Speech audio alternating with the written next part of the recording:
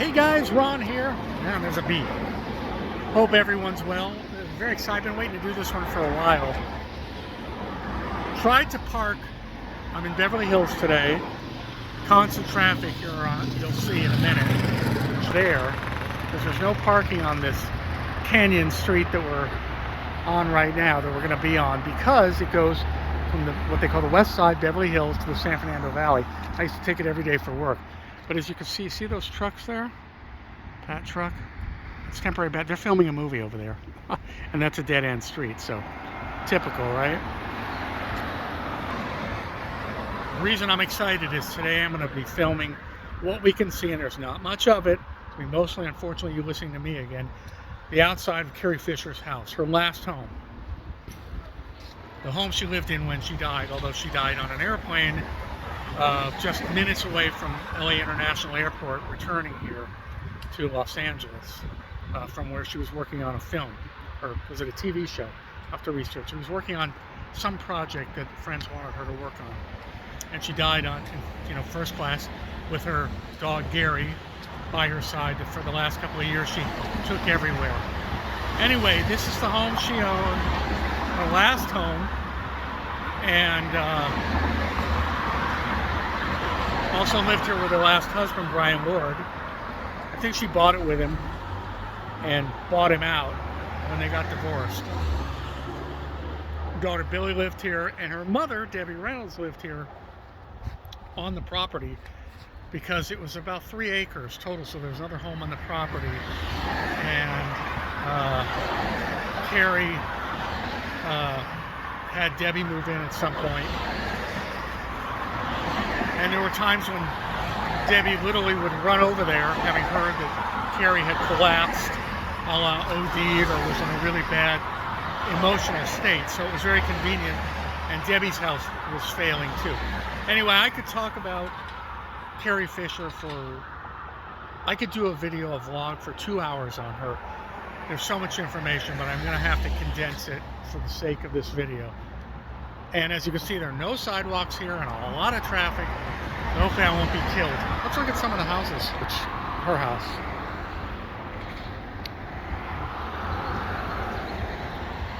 Now, Carrie Fisher, after she first left Beverly Hills, first left her mom, Debbie Reynolds' house, when she was a teenager, she really wanted to go to school and study theater. Well, actually, I take that back. Her mother really, look at that security dog, I'll bet. Her mother really wanted her to go to New York. And she did, and she studied theater down there, or over there in New York. And once she came back here and had some money of her own, after she did the movie Shampoo, and then of course Star Wars, the first Star Wars, she lived in Laurel Canyon, and in a small place in Laurel Canyon. Then she moved over to Benedict Canyon, one canyon over, and then here at Laurel Canyon. And here's the house. Well, they're working on it. Beware of cars.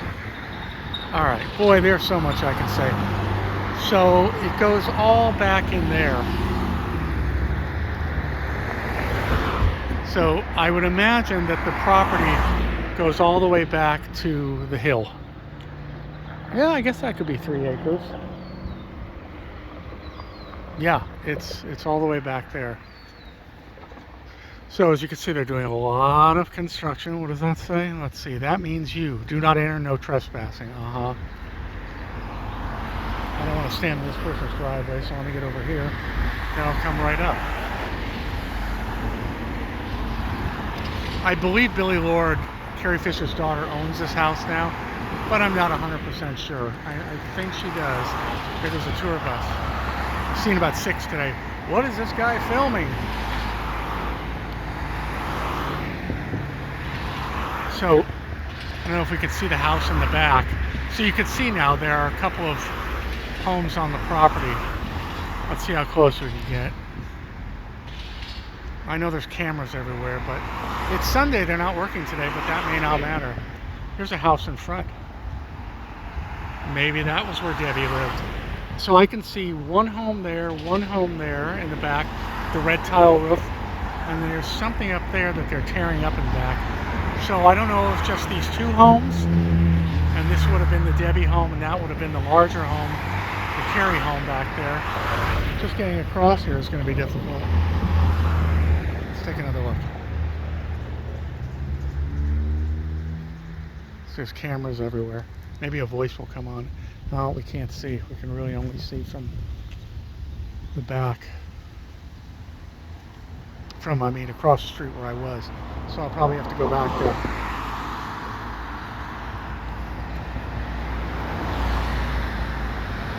Let's see if we can see anything here.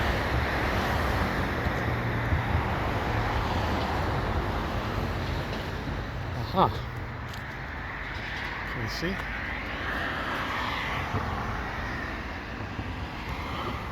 Little setup for kids. There's the one home. Is that out of focus? Yeah, sorry guys. There's a little better. There's the one home. And a little bit of the one in back. Well, they got a real setup for kids there, which I don't know what's happening. Actually, Billy might have sold the home. I'm gonna have to do some more research on that. Although she does have a child of her own, I know, maybe two. So I don't know that much about Billy Lord. Other than at the time of this filming, Carrie Fisher just got her star finally on Hollywood Walk of Fame, and Billy excluded Todd Fisher, who I met once, Carrie's brother. And I'm not sure why. It's one of those deals where she said they know why. Charging that they were profiting off Carrie's death. So let me talk about Carrie for a few minutes and then we'll go back and try to see some more. Oh, this is the next house. Okay. Let's go across the street if I can get there without getting killed. You know, I didn't know that much about Carrie Fisher before I started really doing some research of my own. And everybody thinks of Carrie Fisher as Star Wars, the 3 Star Wars, or maybe even Shampoo, her first movie, or as the author of the book and screenplay for Postcards from the Edge. That was her first book. She did 10 books. And a script doctor. She worked on a lot of scripts. Like I said, from what I've researched about Carrie Fisher, it would take... Boy, it's really loud.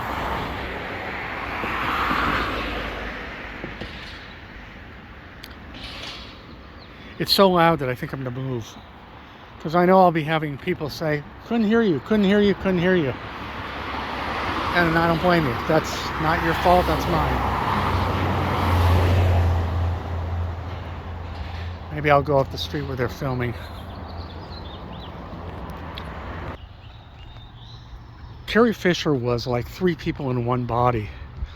She was so extraordinary, according to people. They'd say she was literally the person you'd meet with and fall in love with. Not necessarily in a romantic way, but evidently she was so highly intelligent and so funny and so interesting and very talented. Like I said, she could sing, she could act, although she didn't want to be a singer because that was her mother's thing.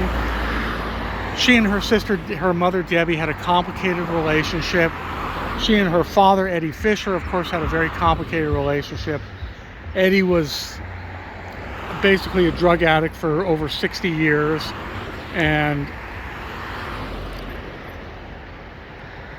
well, I know I'm rambling here, and there's another 2 of us, but I always thought that because Debbie died a day or 2 after Carrie, while she was literally here at this home with Todd, or actually, I believe she was at Todd's house, another 2 of us.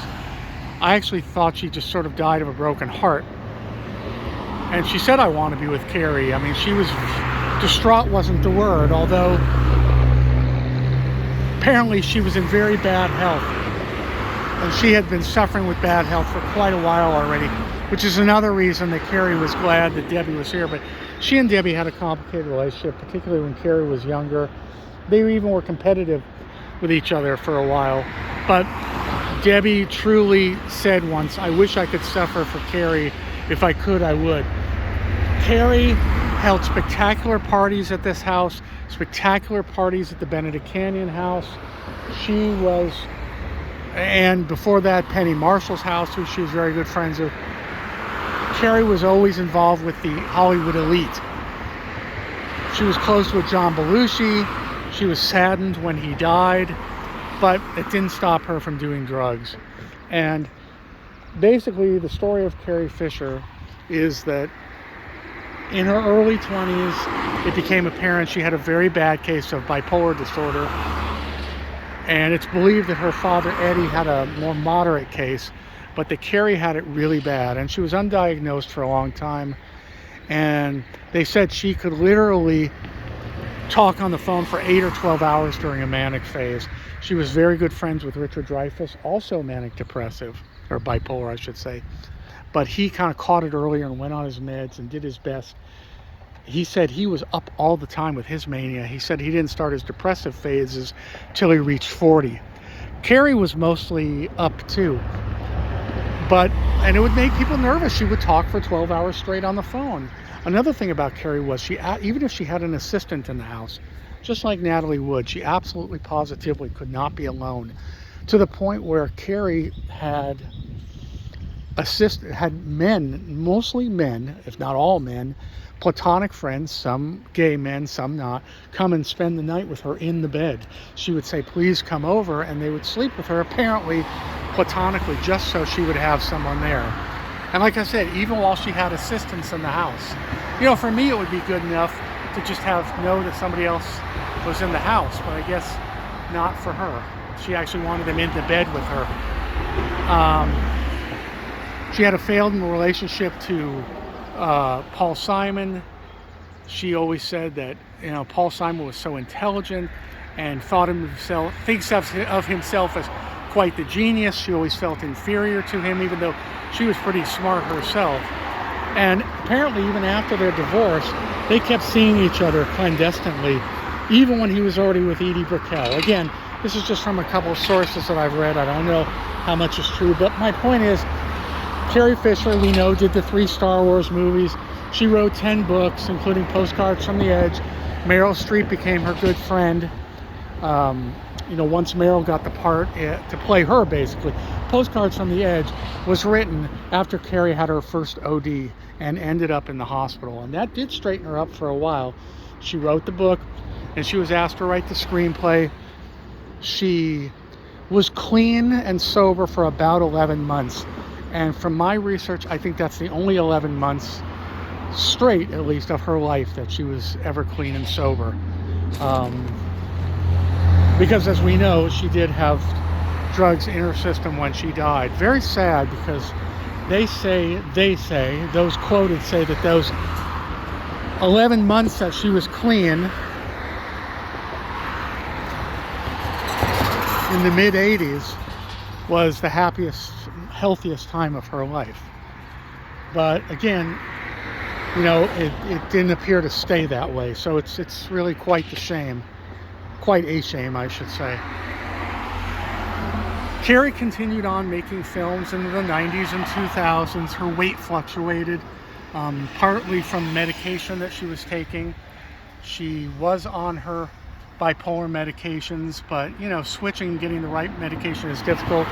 She's always had people around. She was always the fire that drew people in. She did have a major setback, though, before her death. Well, she said that, did that say Simon on it? Oh, Simons, that's interesting. Speaking of Paul Simon, Carrie said that, she said, when I love for miles and miles. I almost tripped on this dirt here. Wow, that hurt. Just did a little soft shoe there. Ow. So, Carrie did not have much luck in romance. Like I say, the Paul Simon marriage went south. She obviously had boyfriends and affairs, including a short-lived one with Dan Aykroyd, which was interesting considering she was already starting up with Paul Simon at the time. I don't think fidelity was her best friend, herself and maybe her male partners, but so be it. It's Hollywood, right? Carrie, as we know, married Paul Simon, kept seeing him clandestinely for a while, not forever. And she met Brian Lord, who was kind of a middle, started out in the mailroom, became a huge agent, talent agent. And now he's really huge agent. And during their marriage, he came out as gay. And they had already had their daughter, Billy. So that ended that marriage, although they stayed friendly enough that she said he was a great father. Here's something you might not know. Carrie often had people, and especially in her manic phases, she was so generous that she would offer people just to come and stay for weeks at a time, probably mostly in that other house there, the one that eventually went to Debbie. But she would have people come and stay, and walking uphill here. And in the end, or near the end of her life, she had a situation where a drug counselor that she knew, but I believe was later held liable for this, paid Carrie. You see, one thing that Carrie did with this house, she overspent. She always overspent, probably in her manic periods. She leveraged this house to the hilt, decorating it, redoing, kind of like the construction they're doing right now. So she needed to do certain movies or TV shows, and especially after her overdose, she was afraid she couldn't get bonded, insured anymore, and it was a problem. She had to take, drug tests on set, have people put a bond for her. One woman said she really pushed for Carrie to be in this silly movie that she was in the late 80s, and afterward Carrie was not nice to her the rest of her life. Almost like if someone did her a favor because of her drug problem, that Carrie would become so humiliated about it that she sort of sometimes cut the person out of her life, at least in that instant. But once she moved in here, and after Brian moved out, she really had it leveraged up to the eyeballs. So she needed money, believe it or not. But the money she made from not just three, she was in 6 Star Wars films, the 3 originals, the good ones, and then the 3 sequels. And those were, it was a lot of money for those, plus points. And George Lucas gave, I believe, a point for the Star Wars film, the first Star Wars film. So she made a load of money, but went through it as well. Very extravagant in her spending, and I was on a track. And see, now I'm getting manic. She won't be able to hear me. So once she was in this house, Carrie would take in boarders, so to speak. She would, anyone she took in drug addicts, alcoholics, a man dying of AIDS, a friend of hers once who actually did die. She held his hand as he was dying. But at one point late in her life, she took in an individual. She had this psychologist, and I don't know why she did it, but an addiction therapist, and he actually paid Carrie to take this particular young woman in to her house, who was supposed to be clean, and the woman wasn't clean and died there at the house. So then there was a civil suit hanging over her head. In fact, Carrie was backstage at some event waiting to go on, and she was served the papers right there and somehow managed to go on. If you get a chance to see Carrie's show called Wishful Drinking, I think, one-woman show, it's really brilliant. And it's another thing, I mean, she was a trooper. Here's where they're filming the movie here, in one of these houses, or a commercial, probably a movie. Anyway, but Carrie was the sort that she would hide in the dressing room and be sick all day waiting to go on stage at various times in her life. I mean, the pain that this woman endured, the pain is unbelievable what she did and what she was able to accomplish.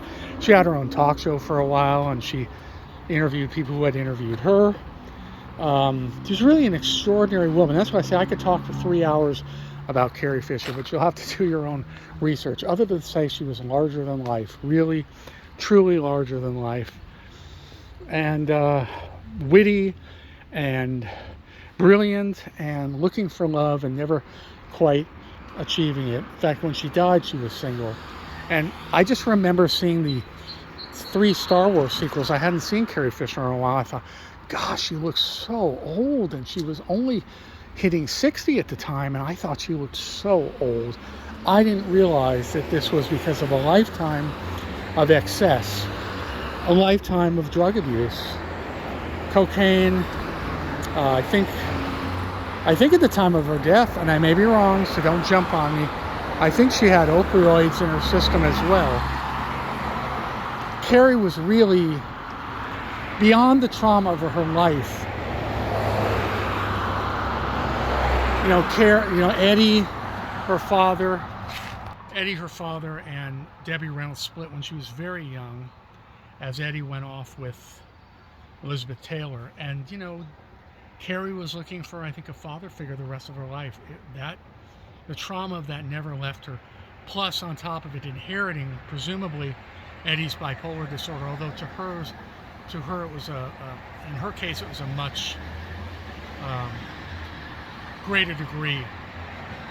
She was much more ill than he ever was. Although, like I said, he was self-medicating with drugs for 16 years.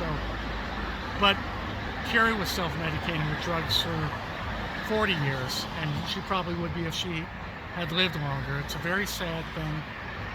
And I just could talk about her forever because she was so larger than life and so talented. And so many people loved her. But again, she had a tornado in her mind all the time. I've never known anyone personally who has bipolar disorder that I'm aware of, but I've heard of its effects, and it can really be devastating. Also helps with the creativity, though. Creative people, I'll tell you. Anyway, that's another story. So that's the story of, I hope it's not too hard to hear with all this traffic on the canyon. That's the story of Carrie Fisher. Oh, well, like I said, while this whole thing was brewing with the civil suit about the woman who died in her house, which she was very worried about, maybe that caused her to escalate her drug use at the time. She was doing a project out of California. She was flying back here to Los Angeles. They were only about a half hour from landing when she started getting sick, couldn't catch her breath, and went into cardiac arrest. Took her over to either Cedars or UCLA. Those are the 2 go-to hospitals. And she died. And just days later, like I said, Todd and Debbie were planning the funeral for Carrie. And Debbie had a massive stroke, died. And it was really unbelievable. And I think I think Debbie did partially die of a broken heart. She said, I want to be with Carrie, I want to be with Carrie. And as ill as she was, I think that put her over the edge. Just such a sad ending to 2 very talented people, especially Carrie. So anyway, it's actually a crosswalk here. Maybe I should take that so I don't get killed crossing the street. That's the story, folks.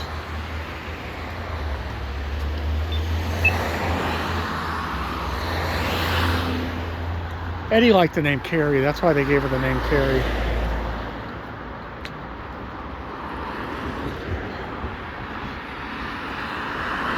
Her mother's real name, Debbie's, was Mary Frances. And I believe she became Carrie Frances, although I have to research that too. Some quiet for a moment. All right, guys, from Beverly Hills, from the canyons, I will say, my name is Ron. If you like the channel, please subscribe. If you do subscribe, please hit the little bell icon next to the subscription button. And then you'll be notified when I post.